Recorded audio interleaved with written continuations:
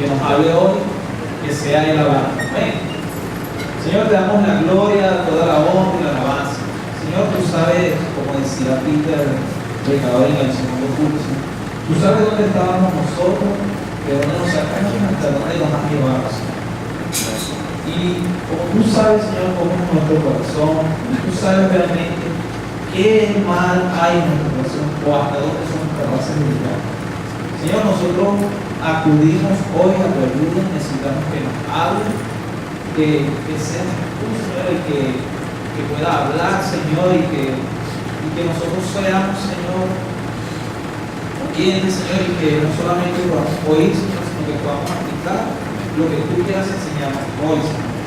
No permita, Señor, que salga, Señor, esta palabra, Señor, que se va a hablar hoy, Señor, algo que no sea conforme a tu voluntad. Señor, guárdanos, Señor. Guárdame, Señor, de no decir algo que tú no quieres, Señor. Y dame también, Señor, entendimiento para yo, Señor, no hablar, Señor, conforme, Señor, a mi voluntad, sino que sea tú, Señor, hablando. Por favor, Espíritu Santo, tú que eres el que convence de pecado, de justicia y de juicio, convence, Señor, a nuestros corazones de la única verdad que eres tú.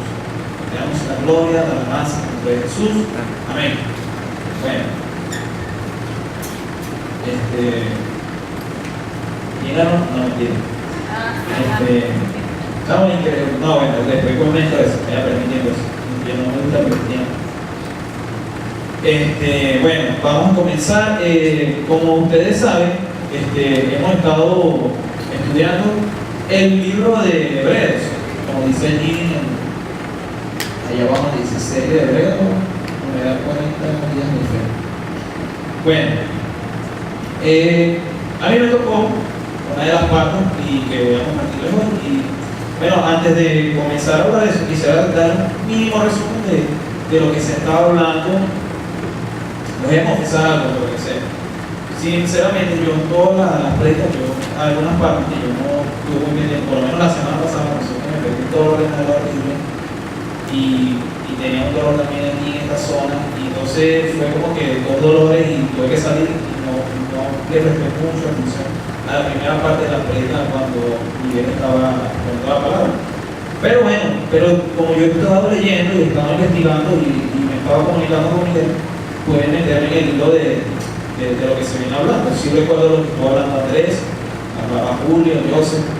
Y bueno, una de las cosas que hemos estado hablando, por lo menos cuando venimos leyendo el libro desde el capítulo 1 hasta el capítulo 4, es donde me toca, cosas como que cuando Dios empieza hablando de Jesús, como que Dios, él mismo intercediendo, hablando por Jesús y poniéndolo superior a los ángeles y diciendo, adórenle. Entonces, este libro comienza hablándole a los hebreos y hablándole de la importancia de Jesús, que es algo superior a los ángeles, pero también nos dice que Jesús es el único que puede dar la salvación, el único que puede dar vida. Eso nos lo explicaba Andrés de la importancia de que nosotros tuviésemos que cuidar una salvación tan grande. Entonces, Julio nos estuvo hablando de que Jesús era mayor que Moisés, que su autoridad pasaba por encima de la de Moisés. Y entonces venimos aprendiendo todo esto, la autoridad de Jesús por encima de los ángeles, el único dador de vida, superior a Moisés, superior a Aarón, superior a todos. Y Moisés, bueno, obviamente hablándonos esa parte de la dureza de nuestro corazón y la importancia de la fe, ¿verdad? No sé si algunos recuerdan eso. Pero bueno, lo importante es que vamos a seguir hablando de eso. Y hoy me toca a mí hablar desde el capítulo 4 hasta el verso número 13. Cuando yo estudiaba esto, yo me preguntaba qué es lo que querrá decir el Señor, ¿no? Entonces, yo consideré este título aprobado para entrar en el reposo de Dios. Cuando leemos el capítulo 3, ya ahí se está hablando sobre ese tiempo de reposo. Y bueno, vamos a comenzar. Una de las cosas el primer punto que vamos a tratar es que dice así: es necesario tener un corazón con temor al Señor, o como dice allí, perdón, es necesario vivir en el temor del Señor. La palabra dice El principio de la sabiduría es el temor de Jehová. Buen entendimiento tienen todos los que participan, los que practican sus mandamientos, su loor permanece para siempre. Entonces, eso es algo que quería compartir, ¿no? Pero bueno, como vamos a estudiar en hebreo, quisiera explicarles. El primer punto, como decimos ahí, es necesario vivir en el temor del Señor. Hebreos capítulo 4, verso 1, para que lo busquemos.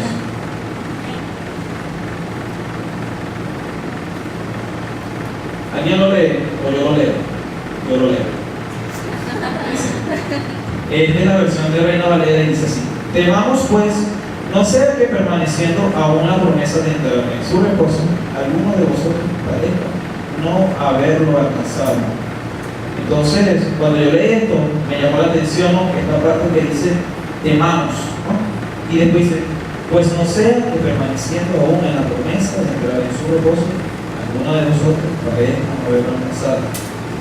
Es importante tener ese corazón, vivir en el temor del Señor, no sea que como al pueblo de Israel nos confiemos a saber que el reposo está vigente, como lo dice allí en ese verso, y nos pase como a Israel en el desierto, en medio de esa dificultad que espiritualmente hablando nosotros podemos llamar ese desierto, ese momento de dificultad.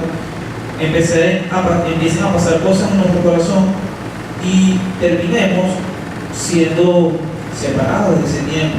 Y aquí hace una advertencia sobre eso, ¿no? Y bueno, pero también podemos conseguir ejemplos. Les puedo dar un ejemplo por lo menos en Mateo, en el capítulo 3 del verso 7, me llama la atención porque él da un ejemplo de esta realidad que pasaba en el tiempo de Israel, pero que también pasó en el tiempo de Israel saliendo de Egipto, pero también nos da un ejemplo de esto en el tiempo cuando Jesús ya estaba aquí en la tierra. Dice Mateo capítulo 3 del verso 7 al 9, dice así: al ver que muchos fariseos y de los saduceos venían a su bautismo y decían, generación de víboras, ¿quién os enseñó a oír de la ira venidera? Mira lo que les dice aquí: haced pues frutos dignos de arrepentimiento, y no penséis dentro de vosotros mismos, Abraham tenemos por padre. Porque yo os digo que Dios puede levantar hijos de Abraham aún de las piedras. Es necesario que vivamos con un corazón de temor al Señor.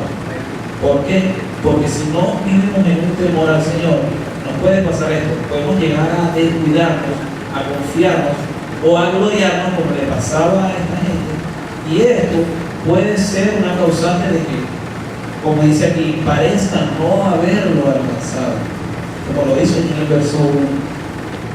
Entonces, aquí en este verso Dios nos está haciendo una advertencia: cuidémonos, porque esto es posible que pase en medio del pueblo de Israel, no en otro. Aquí Pablo le está hablando a los hebreos que creían en Jesús en aquel tiempo, y él dice más adelante, inclusive, que eso lo vamos a estar viendo, que dice de que este mismo mensaje también fue a los antiguos, que ese es el segundo punto que yo quería tratar con ustedes. Un corazón temeroso al Señor no pone en duda lo que Él dice. Segundo punto. Predica siempre tiene 3 puntos, para que sepa. Yo no me gusta, bueno, sí me gusta, pero tratar de que no sean tantos puntos, pero que, en fin. Un corazón temeroso al Señor no pone en duda lo que Él dice. Hebreos 4, verso 2, lo que le venía diciendo: porque también a vosotros, porque también a nosotros se nos ha anunciado la buena nueva como a ellos, pero no les aprovechó el oír la palabra, por no ir acompañada de fe. Por eso yo le puse así, ¿no? Un corazón temeroso al Señor no pone en duda. Y puse así porque aquí habla de la fe, ¿no? Cuando vemos claro, dicen que ellos no tenían fe. Y yo digo que cuando tú tienes fe y Dios te habla, tú no pones en duda lo que Él dice. Yo no sé cuántos de los que escuchamos cuando Peter estaba hablando de cuando Israel venía saliendo, y él decía la importancia que teníamos que cruzar, ¿verdad? Dice que un pequeño grupo se quedó antes de formar porque vieron que era cómodo y no siguieron, pero Dios le había dicho: no, yo los voy a llevar hasta allá, hasta aquella tierra, pero era necesario cruzar el Jordán, y ellos por la comodidad lo que se quedaron allí, no siguieron, pero después ellos vieron calamidad. Entonces, pensando en esto, yo dije, esto me da a entender que si tú, cuando tienes fe y Dios te dice algo, tú no lo pones en duda, tú vas y lo haces. Y por eso dice allí, mira lo que dice, ¿no? Porque también a nosotros se nos ha anunciado la buena nueva, como a ellos, hablando de aquel tiempo en Egipto, o Israel saliendo de Egipto en el tiempo del desierto. Y dice: pero no les aprovechó por el oír la palabra, por no ir acompañada de fe en los que la oyeron. O sea, que no se trata solamente de que tú escuchas a alguien, que Dios te da la palabra, o alguien te da una palabra profética. No se trata solamente de eso, es que esa palabra vaya acompañada de fe, que tú no pongas en duda lo que Dios está hablando. Eso podemos observar en este pasaje. Algo que me llama también la atención es eso, que habían como dos grupos. O sea, era un solo grupo, pero un grupo que escuchó y sí creía, pero un grupo que no, y sí creía. Y esto me llevó a reflexionar, ¿no? Porque yo dije, ¿por qué de toda la tribu de Israel habían unos que no escucharon, como dice allí, pero dice que no tenían fe? ¿Qué pasaba en el corazón de esas personas? Si le voy a ser honesto, cuando yo estaba estudiando esto, yo me puse a reflexionar: Señor, ¿por qué el grupo de ellos no dice que no tenían fe? ¿Por qué no tenían fe? ¿Por qué no le pararon a lo que Dios habló? ¿Por qué decidieron endurecer su corazón y no seguir? Y la verdad, yo quedé con la duda, ¿no? Pero a la vez, yo me empecé a hacer un montón de preguntas. ¿Qué está pasando en mi corazón? Les voy a dar un ejemplo. Por lo general, cuando una persona predica, tiende a dar como un testimonio o un ejemplo, una ilustración de la vida de una persona, o a veces de su propia vida. Yo les quiero decir algo que quizás es una confesión, si lo quieren ver así.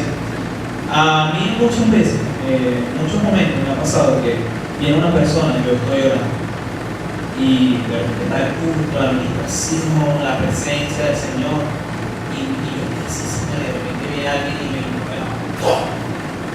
saco, me ha pasado, ¿no? Pero la persona no lo hace con mala intención, y esa persona viene y me da una palabra, y le confieso que ha pasado un momento donde a mí me cuesta creer si de verdad esa persona está hablando de poder, y yo creo que muchas veces. Y casualmente cuando me pasa eso, yo salgo pensando en esa palabra y hay como una dualidad, como dice el pastor Luis, gloria a Dios por el pastor Luis, me aprendí esa palabra.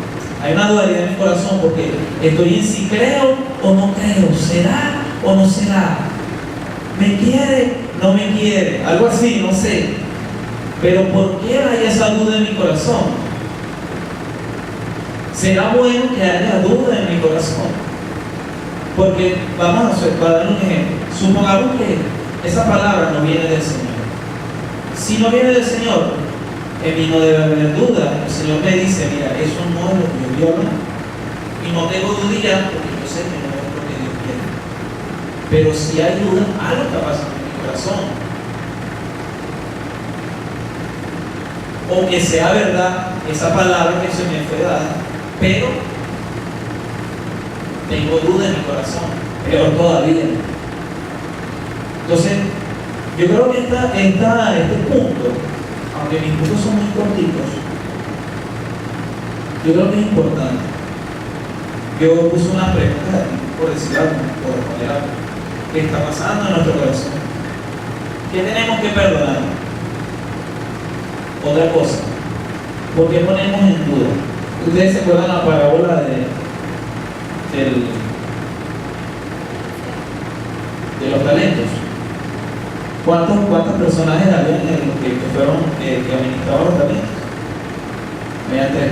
¿Sabían cuánto se le dio a cada uno? ¿Cuánto? 5, 2 y 2. 5, 2 Y 2. y 1. Bueno, recuerda que dicen que los dos primeros agarraron y ellos sentían temor del Señor y dijeron, no, el Señor es estricto, cuando yo vengo yo tengo que traerle algo. Dice que ellos trabajaron en función de aumentar ese talento y cuando él regresó, ellos le rindieron cuenta y lo miraron, tú me diste 5, aquí te tengo 10, tú me diste 2, aquí te tengo 4. Pero había uno que dice, no, yo a mí me dio miedo porque eso era mucho y no me puedes dejar ahí cuando él venga yo se lo entrego. Ajá. ¿Qué tiene que ver esto con no poner duda? ¿Qué tiene que ver con esta pregunta que yo puse? ¿En qué nivel está tu fe? Si a nosotros se nos ha dado una medida de fe, porque todos tenemos una medida de fe, porque lo dice la palabra en Romanos, cada quien una medida de fe, tendrán 5, tendrán 2, tendrán 1, pero a todos se nos ha dado una medida de fe. ¿Dónde está esa fe? ¿Qué pasa con esa fe? Esa fe se mantiene, aunque sea así como a veces Julio habla de Santiago, dice. De Santiago él es pequeñito, pero él sigue creciendo. ¿Qué pasa con nuestra fe? Sigue creciendo, está madurando nuestra fe. Entonces, yo creo que esto es algo que yo sé que el Señor quiere hablarnos hoy. A mí personalmente me ha estado hablando esta última semana por algo que me estaba pasando con esos dolores que me han estado pegando en el cuerpo. Él me está diciendo, ¿por qué todavía tienes dudas? Yo creo que esa es una pregunta que tenemos que hacernos nosotros con el Señor cada día. Y ahí, bueno, ahí sabemos. Seguimos. Un corazón temeroso del Señor obedece y confía en la justicia y el juicio del Señor.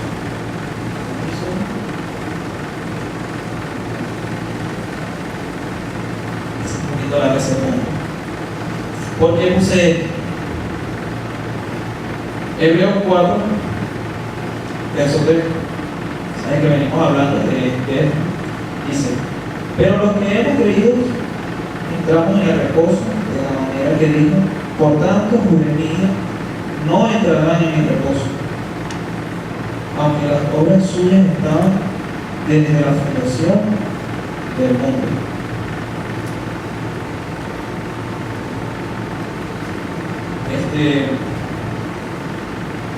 Es lógico, lo que venimos hablando.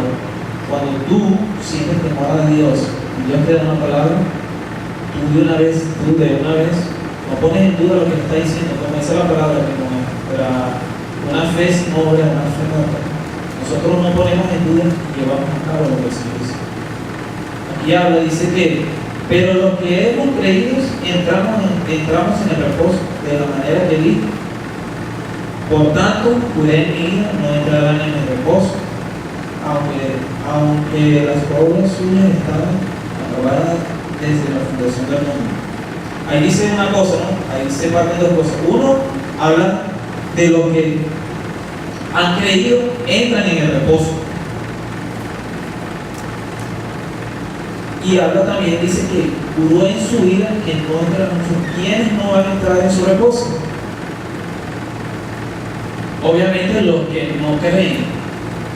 A eso se está refiriendo el Señor. Lo que pasa es que cuando leemos ese verso, sobre todo el reino de la cabeza, bueno, a mí me costó, la verdad.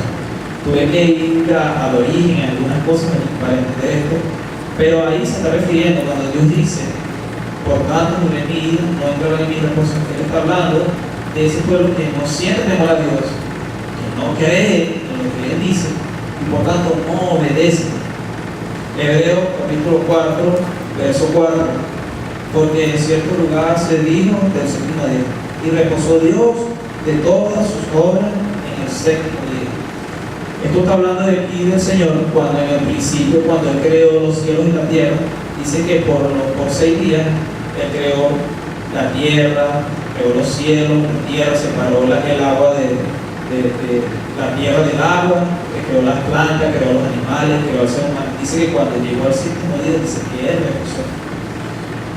Y eso habla de que desde el principio Dios tiene un plan.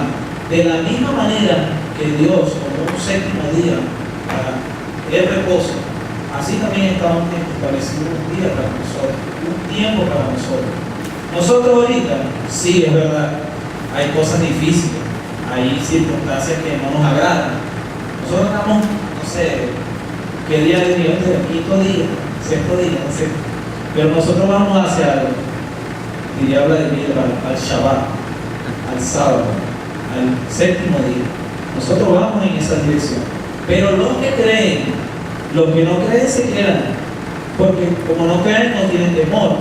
Y como no tienen temor, como no tienen temor, no creen. Y como no creen, no obedecen. Y como no obedecen, no pueden entrar.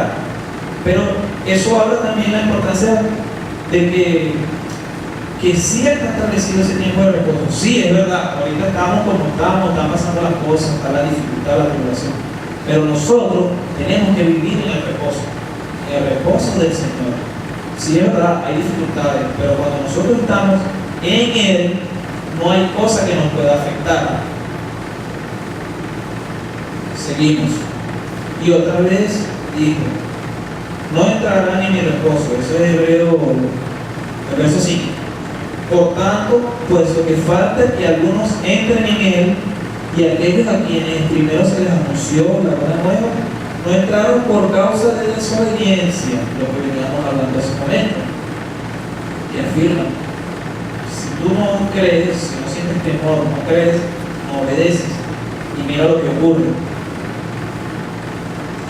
Entonces dice, otra vez determina un día hoy, el Señor hablando hoy, diciendo, desde tanto tiempo, por medio de David, como se dijo, si oyeres hoy su voz, no endurezcáis vuestro corazón.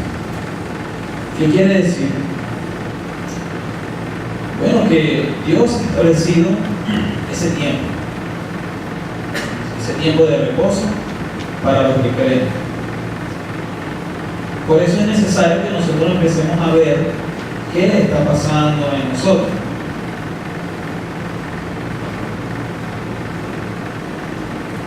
Es necesario que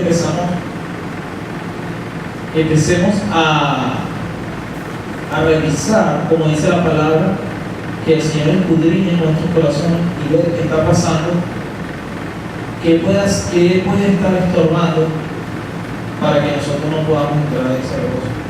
Por algo el Señor está haciendo santo. No se está haciendo alguien que no conoce al Señor. Está diciendo que fue alguien que escuchó, que sabe de lo que está, que sabe de qué se trata, sabe que hay un juicio, porque por tanto juró en su vida, pero también sabe que hay un tiempo bueno de reposo.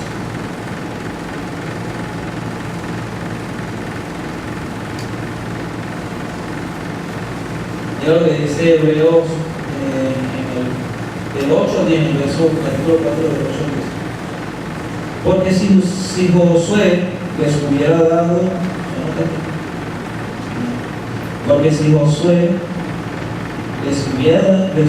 dado el reposo, no hablaría después de otro día. Aquí confirmando. Por tanto, queda un reposo para el pueblo de Dios, porque Él ha entrado en su reposo. También ha reposado de su obra como Dios de las suyas. Vuelvo y repito, como decimos, de la misma manera que Dios reposó después de trabajar 6 días, igualmente para nosotros viene un tiempo de reposo. Ahorita no es tiempo de reposo para nosotros, ahorita es tiempo de descanso, de trabajo. Por eso es necesario que no nos descuidemos. Por eso es necesario que empecemos a indagar qué está pasando en nuestro corazón, por qué no creemos. Y otra cosa, que no nos confiemos y empezamos, no, yo estoy en un mejor pacto, por eso estoy tranquilo. No podemos comentar. Aquí lo está diciendo. Bueno, increíblemente, no voy a terminar. Pero, no, primera vez que terminó tan rápido, de verdad. Pero, quisiera compartir algo que tiene que ver con esto. Mira lo que dice aquí. Procuremos, pues, entrar en el reposo para que ninguno caiga en semejante ejemplo de desobediencia. Vuelvo a decirlo aquí. Es posible que esto ocurra. Es posible que podamos cometer el mismo error que cometieron en aquel tiempo los fariseos, los saduceos. Es posible que podamos cometer el mismo error que cometió aquella parte, aquel pequeño grupo o gran grupo de judíos cuando salieron de Egipto. Esto es posible también en este tiempo si nosotros nos descuidamos, si no hay temor en nosotros, si no hay, ¿cómo dice?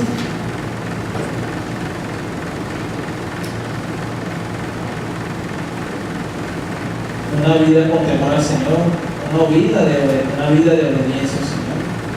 Esto puede ocurrir si empezamos a poner en duda lo que Él dice.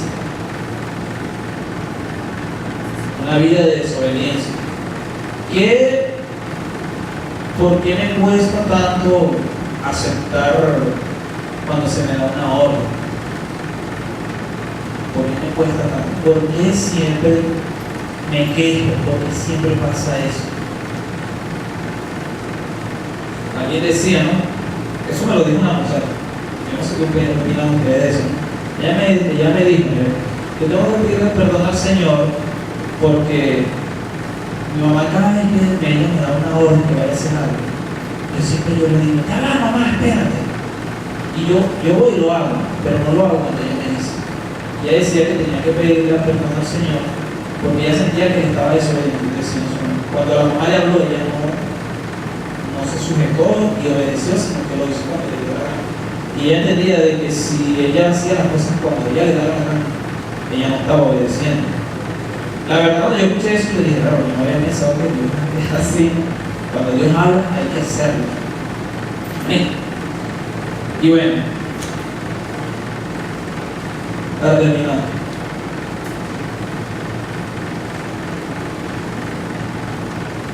voy a seguir aquí, dice en el verso 12, porque la palabra de Dios es viva y eficaz, más cortante que toda espada de dos filos, y penetra hasta partir el alma y el espíritu, las coyunturas y los tuétanos, y discierne los pensamientos y las intenciones del corazón.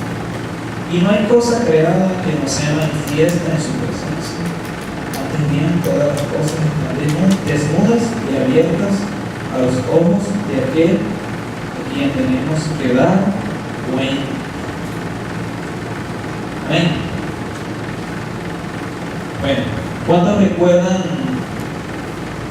lo que dice Juan 1:1? Amén.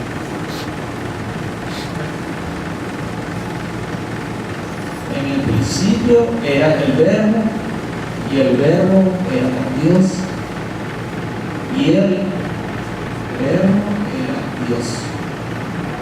Este era en el principio con Dios, y todas las cosas por Él fueron hechas, y descansó al tercer día.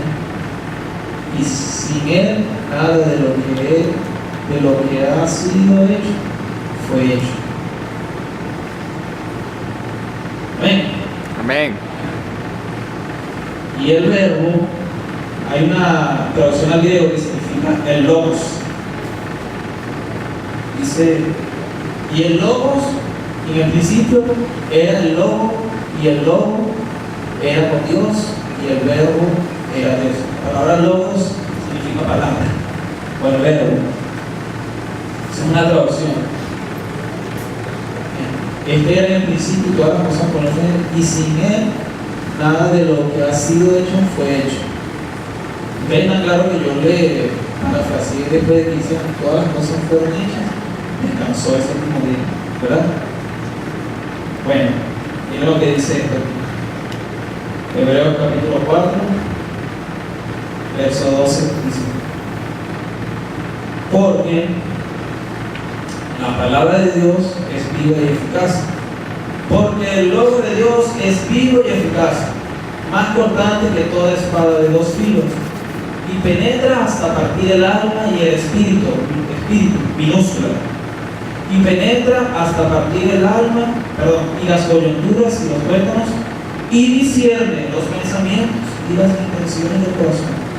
Y no hay cosa creada que no sea manifiesta en su presencia, antes bien, todas las cosas están desnudas y abiertas a los ojos de aquel a quien tenemos que dar cuentas, al Logos. Cuando yo pensaba en esto, pensaba justamente eso, así esta comparación. La palabra invisible, no sé, yo cuando leí esto, no pude evitar pensar en Jesús hecho la palabra. En la palabra, ahí está todo, muchachos. En el verbo, ahí está todo. En Jesús, la palabra dice: santifícalos en tu verdad, tu palabra es la verdad. Santifícalos en tu verdad. En Logos es la verdad. Porque yo soy el camino, la verdad y la vida. Amén. Amén. Señor, queremos darte gracias, queremos darte la gloria. Señor, porque tú eres vivo, Señor, porque tú vives, Señor, porque tú eres real, porque tú has establecido desde el principio un plan, Señor, para nosotros. Por eso te damos a ti la gloria, por eso hoy te bendecimos. Señor, como dice, Señor, tu palabra, santifícanos, Señor, en tu verdad, Señor, en el Logos, en la verdad, en Cristo, Señor, porque tú eres la verdad. Señor, nosotros somos igual que aquel pueblo, Señor. Nosotros también, Señor, podemos equivocarnos. Señor, tú sabes que nuestro corazón quiere, Señor, como decía David, Señor, hacer lo malo, Señor. Como decía Pablo: miserable de mí, ¿quién me librará de este cuerpo de muerte? Señor, necesitamos que tu Espíritu Santo sea, Señor, en medio de nosotros, para librarnos, Señor, de ese corazón, Señor, de incredulidad. Para librarnos, Señor, de ese corazón, Señor, de esa dureza de nuestro corazón. Tú sabes, Señor, que nuestra carne, Señor, se revela, Señor, contra el Espíritu. Señor, si tú no vienes, Señor, si tú no haces algo en nosotros, Señor, no podremos ver tu gloria, Señor. Necesitamos, Señor, queremos, Señor, vivir en el reposo, Señor. Ven, Señor, ven en este tiempo, Señor. Ven ahora, Señor, como estableciste, Señor. Hoy, Señor, ven, Señor. Ven, Espíritu Santo, y toca, Señor. Ven, Jesús. Oh, Jesús. Ven. Ven, Señor.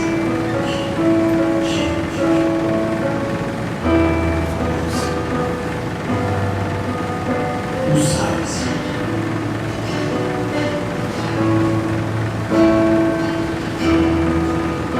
Ven, Señor, en este tiempo, Señor, amado tu presencia. Porque sin ti, Señor, no podemos.